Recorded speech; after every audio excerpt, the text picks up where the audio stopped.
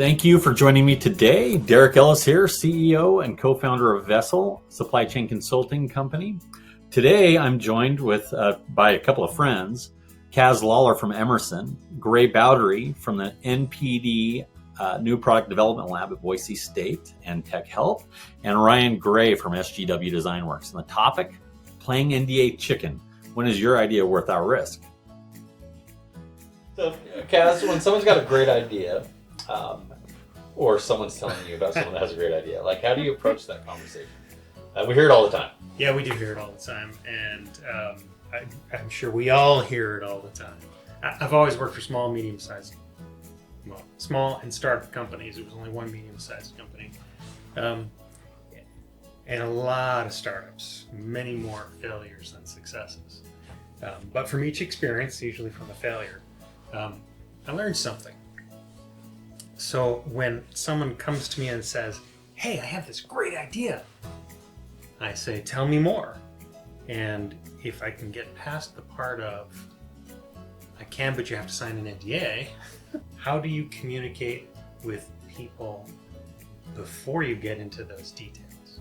A lot of folks are very understandably protective of their ideas, but you don't know yet if the idea is worth protecting in that way. Yeah. Right? Big challenge. So that's challenge one. So we do have startups and entrepreneurs calling us on the phone, saying exactly that. I've got an idea.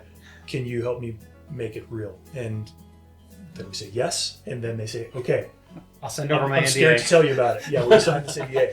And most businesses have learned over the years that you don't want to get into an NDA unless you need to, because an NDA in itself is a liability as a business. Right. Especially in product development business, where your business is coming up with novel ways to do things, and you don't want to have a catalog of 700 NDAs that you're constantly trying to think about whether you're potentially violating or not. So what we tell people to do is, okay, we can sign an NDA when the time is right. The time is not yet. Let's have you tell us the problem you're trying to solve, and in big picture ways, what kind of technologies or approaches you want to try and apply to solve it.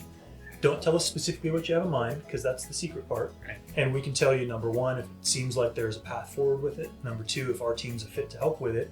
Number three, if we're not, some resources that might be a better fit for you right now than us. And most people that are kind of rational respond okay to that. Some people just say, "Oh no, I'm not going to talk to you. If you don't sign my NDA, I'm not going to talk to you." So, well, okay, we're not fit for you then. Yeah, and part of the challenge with that for that person, or for those people types, is if they can't discuss their idea on a conceptual level, if they can't openly talk about the problem they're trying to solve, then how do they know that their potential customers care? We get a lot of those novice entrepreneurs and inventors, so they're a little bit less seasoned. So that's actually often what happens with our customers, is that they think they have this idea, but they can't describe how it needs to be done, or they have the idea that this is going to be cheaper and better than anybody else's thing, but they have all these expectations that are unrealistic, and just the basic communication. And then we also deal with that. Our NDA is Boise State's NDA. Mm-hmm. And so we can't really change a lot of that. So you can't sign their NDA. Yeah, we physically can't sign their NDA. We can try, but it takes months to try to get it through Boise State's legal department. But they have to sign ours. So it kind of breaks down that barrier of how important it really is. It's just getting them past, like, okay, take a step back and look at the problem you're really trying to solve. And if you can, get on Google like everybody does, and go out there and try to do some research on your own, because that's a lot of times what's happening. It's like, oh, well, I made this thing in my garage and it's really cool, and my neighbor likes it, and my mom likes it, and my grandma likes it. And it's like, okay, well, do you know if anyone else has made it? Oh.